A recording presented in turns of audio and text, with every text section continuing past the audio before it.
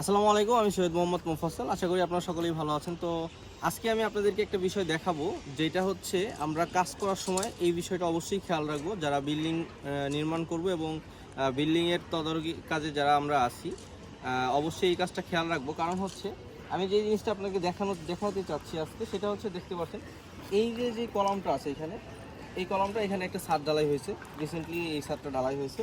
তো এইখানে যেই প্রবলেমটা হয়েছে, আমরা সাধারণত ছাদ ঢালাইয়ের পরে আমরা যেটা সাজেস্ট করে থাকি, এই যে কলামগুলো আছে, কলামের যে রডগুলো আছে, এই রডগুলো একটা রডের যে স্পেস আছে, এই স্পেস অনুযায়ী স্পেসটা ঠিক রেখে আমরা এই ধরনের দুইটা রিং বেঁধে দিব এই কলামের সাথে। তো এইখানে যেটা করা হয়েছে, এখানে একটা রিং বাঁধা হয়েছে এবং দেখতে পাচ্ছেন এই দুইটা রড কিন্তু একদম কাছাকাছি, আবার এই রডটার স্পেসটা অনেক দূরে। তো এটা অবশ্য পরে ঠিক করা যাবে, কিন্তু আসলে যখন ঠিক করার প্রয়োজন ছিল ওইখানে, তখন কিন্তু এটা ঠিক করা হয় নাই।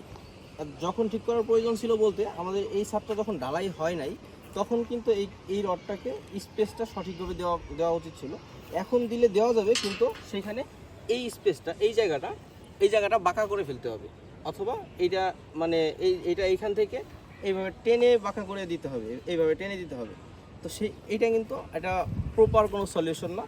এটা হচ্ছে বিমের রডটা যখন এইখানে পড়েছে, এদিক দিয়ে যখন বিম আসছে, বিমের রডটা যখন এই কলামে পড়েছে, অথবা এদিকে যখন বিম আসছে, বিমের রডটা যখন কলামের এখানে পড়েছে, তখন রডের স্পেসটা স্বাভাবিক এটা সরবেই। তো ওইখানে আমাদের বিমের রডগুলো থাকাকালীন মানে ঢালাই হওয়ার আগে আমাদের এই স্পেসগুলো সঠিকভাবে মানে রডের স্পেস অনুযায়ী রেখে, রডের জায়গা মতো রডগুলোকে সরাসরি রেখে, তারপর হচ্ছে এই ধরনের মানে আমাদের যেই রিং আছে, এই রিং দিয়ে এটাকে বেঁধে মানে রডের মূল স্পেসে রডটাকে রাখতে হবে।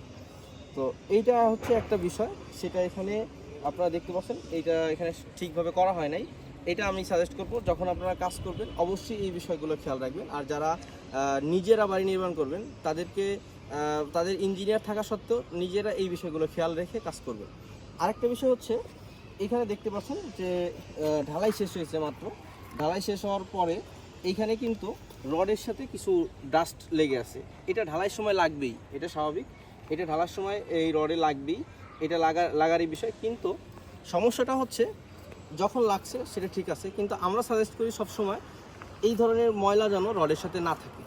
ঢালাই শেষ হওয়ার সাথে সাথে, সকালে ঢালাই হয়েছে বিকালে, অথবা রাতে ঢালাই হয়েছে সকালে, মানে ঢালাই হইতে হইতে রাত হয়ে গেছে, মানে সন্ধ্যা হয়ে গেছে, তো পরের দিন সকালে আপনি এই জিনিসটা, তারের এক ধরনের ব্রাশ পাওয়া যায়, তারের ব্রাশ দিয়ে এটাকে সাথে সাথে পরিষ্কার করে ফেলবেন।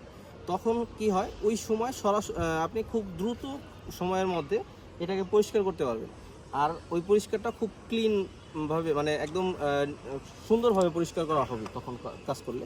আর এখন যেটা হয়েছে, এখন এটা রডের সাথে এমনভাবে আটকে গেছে, যেটা এখন চাইলে 100% কিংবা 90%, 80%ও পসিবল না এটা পরিষ্কার করা।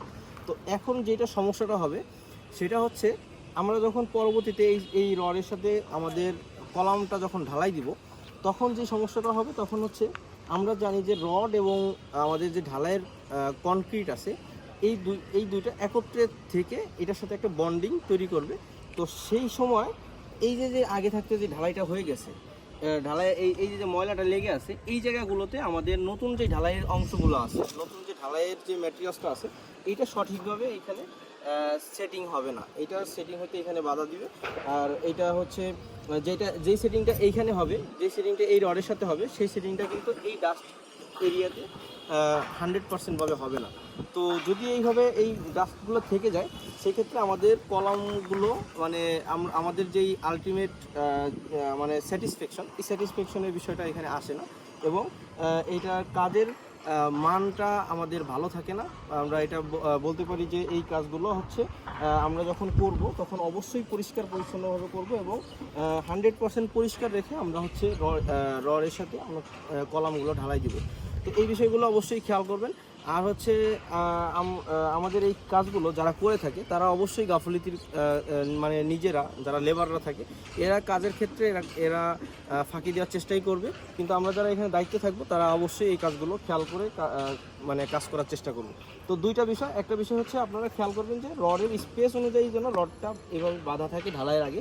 দ্বিতীয় বিষয়, এইখানে আমি যে বিষয়টা দেখালাম সেটা হচ্ছে রডের সাথে যেন কোনো প্রকার ডাস্ট না থাকে, এই ডাস্টটা ক্লিন করে আমাদেরকে কাজ করতে হবে। তো এতক্ষণ আমাদের সাথে থাকার জন্য অসংখ্য ধন্যবাদ। আসসালামু আলাইকুম।